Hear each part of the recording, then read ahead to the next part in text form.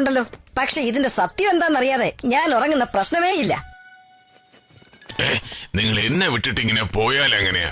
ഐക്യമത്യം മഹാബലം. നമുക്ക് ഒരുമിച്ച് പോകാം. എന്താ? ഞാനും വരുന്നു.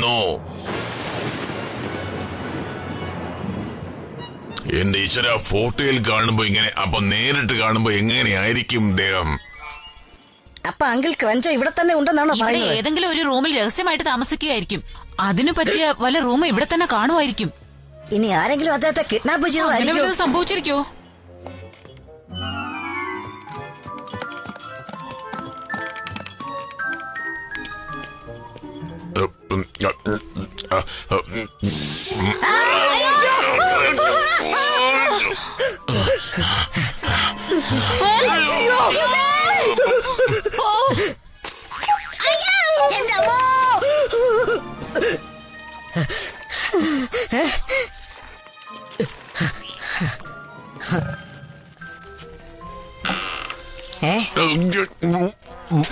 അത് ശരി.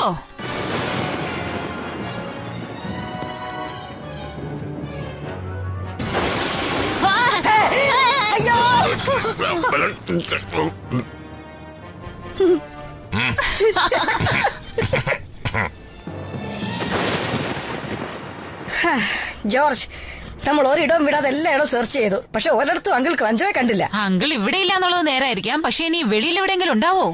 എന്താ വെളിയിൽ പോകുന്നോ? മഴ പെയ്യുന്ന കാര്യം നിങ്ങൾക്ക് അറിയില്ല. ഇനി അങ്കിൾ ഈ വലിയ മഴയത്തെങ്ങാനും ഒലിച്ചു പോയി കാണുവോ? കാരണം അത്രയ്ക്ക് ഭയങ്കര മഴയാണേ പെയ്തോണ്ടിരിക്കുന്നത്. നീ അങ്ങനെ ചിന്തിക്കുന്നു, പക്ഷെ എനിക്ക് അങ്ങനെയല്ല തോന്നുന്നത്. അങ്കിളിന്റെ ഏറ്റവും വലിയ ഹോബിയല്ലേ മീൻപിടുത്തം. ഇനി അതിന് വല്ലതും പോയതാണോ? ചുമ്മാ എന്തെങ്കിലും പറഞ്ഞ് സമയം കളയാതെ. മീൻ പിടിക്കാൻ പോകുന്ന പോലും. അങ്കിളെ, അങ്കിൾ ക്രഞ്ചോ, അങ്കിളെ, അങ്കിൾ. അയ്യോ, ഇന്നാരെയാണോ ഞാൻ കണിയേണ്ടത്? വിശന്നിട്ട് വയ്യ. എന്നെ പറഞ്ഞാ മതിയല്ലോ. ഇവിടൊന്നും കാണുന്നില്ലല്ലോ ജോർജ്. ഇനി നമുക്ക് വഴിയെങ്ങാനും തെറ്റിയിട്ടുണ്ടാവോ? അപ്പോ ഇത് നീ പറഞ്ഞ സ്ഥലമല്ലേ? അങ്ങനെയാണെങ്കിൽ നമുക്ക് വഴി തെറ്റിയിട്ടുണ്ടായിരിക്കും സ്റ്റുവേർട്ട്. നീ പറഞ്ഞത് കറക്റ്റാ ജോർജ്. നമുക്ക് വഴി തെറ്റിയതാണെന്നാ തോന്നുന്നത്.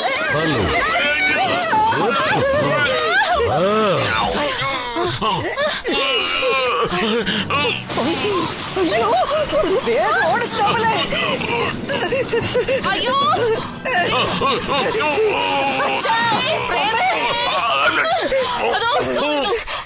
സത്യമാണ്. ഞാൻ നിന്നോട് പറഞ്ഞില്ലേ ജോർജ്, പ്രേതം എന്ന ഒന്ന് ഇല്ലേ ഇല്ല എന്ന്. പിന്നെ നീ